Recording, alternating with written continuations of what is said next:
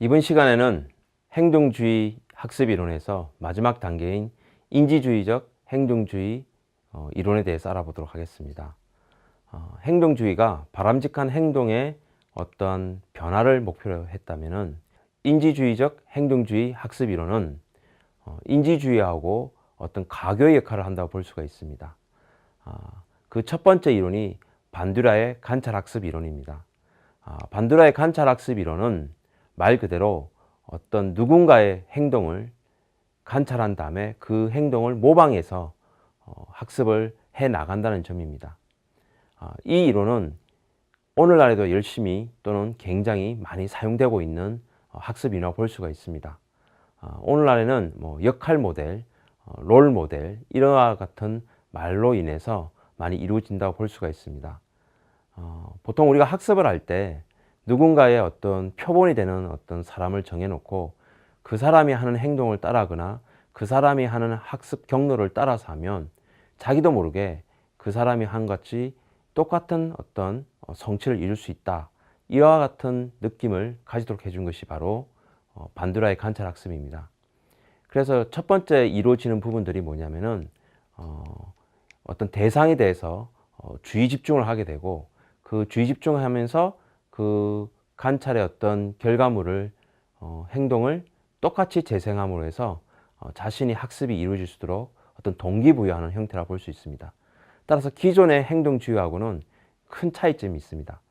기존의 행동주의는 어떤 자극이 주어지면 그 자극에 의해서 반응이 나타났다면 이 반듀라의 관찰학습은 학습자가 다른 사람의 행동을 인지한 다음에 그 인지한 내용에 따라서 자신의 학습 동기를 갖춰서 학습을 진행한다는 점에서 큰 차이점이 있습니다.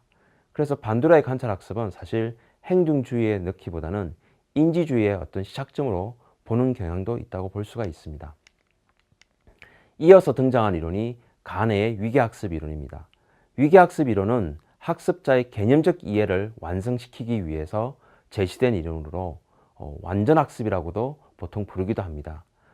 그렇지만 이 가네의 위계학습이 인지주의적 성격을 띠면서 행동주의 성격을 띠는 것은 학습의 가장 아랫 단계에서부터는 어떤 자극에 의해서 반응을 나타내도록 유도해 나가고 그러한 부분들이 점점점 발달해서 결국엔 인지적인 어떤 변화인 개념 변화를 일으키는데 목적을 두고 있기 때문입니다. 가네의 위계학습 이론은 크게 8개의 단계로 이루어진다고 볼 수가 있습니다. 그 첫 번째는 신호학습입니다. 그리고 두 번째는 자극반응 연결학습이고 세 번째는 연쇄학습이고 네 번째는 언어적 연결학습, 다섯 번째는 변별학습, 그 다음에 여섯 번째는 개념학습, 일곱 번째는 원리학습, 여덟 번째는 고차원 원리학습입니다. 이 각각들이 어떻게 이루어진지를 구체적으로 한번 살펴보도록 하겠습니다. 지금 최종적으로 우리가 이루고자 하는 학습 내용이 어떤 일기예보를 하는 데 있어서 일기예보에 필요한 여러 가지 공기의 기단이라든가 그런 기압이라든가 이런 것들을 이해하기 위해서 제일 먼저 학습자들이 배우는 내용이 신호학습입니다.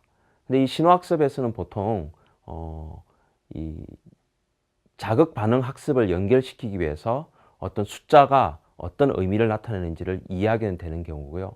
그리고 연쇄학습은 숫자를 쓰고 기하학적으로 도형들을 어떻게 구성되는지를 알아보는 거고, 언어학습은 온도계라든가 기압계 같은 것들을 숫자로 읽어내는 것입니다. 즉 신호학습부터 언어학습까지는 어느 정도 행동주의의 자극 반응의 어떤 원리가 결합되어 있다고 볼 수가 있습니다. 이어서 이루어지는 변별학습은 구분할 수 있어야 되기 때문에 맑은 날과 흐린 날을 구별한다든가 온도가 높다든가 낮은 것을 구별하는 부분들입니다. 이때부터 인지적인 어떤 영향들이 나타나게 되겠죠. 그래서 이렇듯 변별학습이 이루어지고 나면 그 다음에 이어서 개념들을 이루게 됩니다. 온도가 낮고 기압이 높고 낮음에 따라서 고기압과 저기압의 차이점을 알게 되고 그리고 공기의 성질을 파악하게 되는 것입니다. 마지막으로 나타나는 것이 원리학습입니다. 원리학습은 앞에서 이루었던 개념학습을 바탕으로 결과적으로 전체적인 어떤 일기예보에 필요한 다양한 원리들을 이루게 되는 점입니다. 사실 인지주의에서 이와 같은 원리학습과 개념학습을 이루기 위한 다양한 이론들이 제시되기 때문에 간에는 인지주의와 행동주의를 확실하게 연결한 그런 학습이라고 볼 수가 있습니다. 간의 위계 학습에서 상당히 중요하게 다뤄지는 부분은 기억에 대한 부분들입니다. 이 기억을 어떻게 하느냐에 따라서 인지주의에 영향을 미치게 되는데, 기본적으로 어떤 감각을 통해서 이 감각은 운동기와 수용기가 있습니다. 이 감각을 통해서 어떤 정보나 자극들이 들어오게 되면 그것을 단기 기억 내에 잠재시키거나 또는 장기 기억에 잠재시키게 됩니다. 이때 단기 기억에 잠재시키게 되면 즉각적인 반응이 나타나서 마치 행동주의처럼 보이지만, 장기 기억에 전이가 되어 있으면 그 장기 기억들을 하나씩 꺼내고 수렴시키기 위해서는 굉장히 많은 사고와 인지가 필요하게 됩니다. 그래서 이와 같은 학습 조건을 이룰 때 간의 위계 학습이 이루어지기 때문에 행동주의와 인지주의가 결합된 형태라고 볼 수가 있는 것입니다.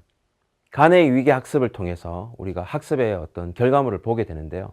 그 첫 번째가 언어 정보이고, 두 번째가 지적 기능이고, 세 번째가 운동 기능이고, 네 번째가 태도이고, 다섯 번째가 인지 전략입니다. 학습의 결과물을 보더라도 행동주의적인 어떤 결과물, 그리고 인지주의적인 결과물이 등장합니다. 행동주의적인 어떤 결과물은 운동 기능이라든가 태도 또는 언어 정보들이 되겠지만, 인지주의적 어떤 능력은 지적 기능이라든가 인지 전략이 될 수 있습니다.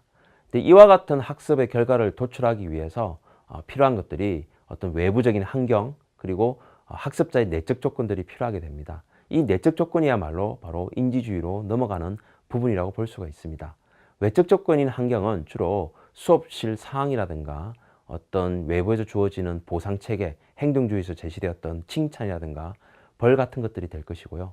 내적적인 어떤 조건들은 그 학습자가 가지고 있는 지식과 기술을 기억하고 제어할 수 있는, 다룰 수 있는 능력들이라고 볼 수가 있는 것입니다. 좀 더 구체적으로 이 학습의 결과물들을 살펴보면, 언어 정보는 보통 우리가 지식을 나눌 때 명제적 지식 또는 절차적 지식 이렇게 쓰게 되는데, 언어 정보는 보통 명제적 지식 또는 선언적 지식을 배우게 됩니다. 예를 들면 어떤 삼각형의 정의라든가 어떤 비결의 정의라든가 같은 어떤 개념을 정의하는 단어가 될 것이고요. 그 다음에 지적 기능이라는 것은 다룰 수 있는 능력이기 때문에 방법적인 어떤 절차적 지식이라고 볼 수가 있습니다. 삼각형에 대한 정의를 알았다면 그 삼각형의 면적을 어떻게 계산할 것인가, 이런 부분들을 알아내는 것이 될 것이고요. 그 다음에 이제 운동 기능은 단순하게 어떤 신체적 움직임에 대한 것이기 때문에 수영에서의 어떤 접영, 배영 이런 능력들을 배우게 되는 것입니다. 태도적인 측면은 신체에 영향을 줄 수 있는 어떤 그런 자세이기 때문에 어떤 음악을 선택하든가 클래식의 어떤 종류를 선택하는가에 대한 부분인데, 이 태도 부분도 사실은 인지주의에서도 굉장히 크게 다루고 있는 부분 중에 하나입니다. 그 다음에 인지 전략은 내적 정보 처리를 어떤 식으로 다루느냐에 대한 것인데, 사실 이 인지 전략에 의한 것들에 의해서 오늘날에 좀 더 발달된 형태의 인공지능까지도 바탕이 되는 이론의 출발점이라고 볼 수가 있는 것입니다.